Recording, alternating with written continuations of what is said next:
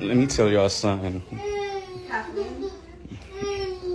Let me tell y'all something. Kathleen nan téléphone a brûlé police pour moi parce que m'barre là avec un autre nègre. M'barre là avec un autre nègre, m'dit pas payer comme sorti dans caille là. C'est police la brûlé pour moi. M'contrôle en 2018 ou pas de machine ou pas de travail, m'acheter machine ba ou m'bo résidence. Hein? Garde caméra bien non. Femme, jeune garçon. Depuis c'est pour faire pour l'occuper, tant nous a perdu. Bouzin pas fin, regardez. Mais gardons caille. M'barre dans bouzin, m'dit m'a sorti, salope a dit et police li parler pour mettre me dehors. M'dit 5 ans m'a pour quitter moi. Caca man. 5 ans.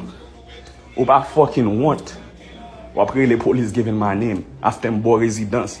Yo they kick you out of your fucking sister house. You stayed with me the whole fucking time. The thing is you stay quiet so damn long. Look at the fucking house.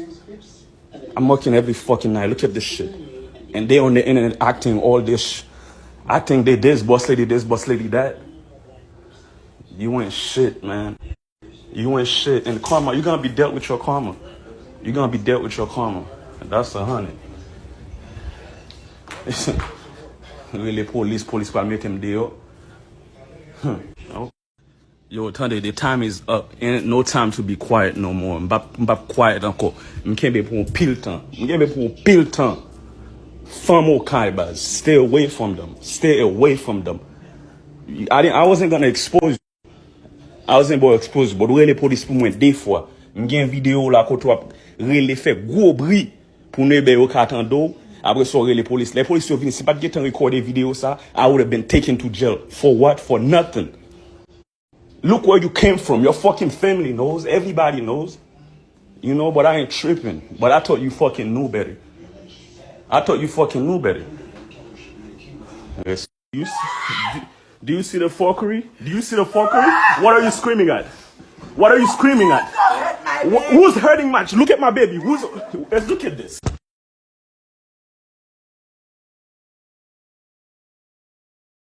Yo, everybody's saying, "Oh, take this shit down." I'm never the type to expose myself on the internet and shit.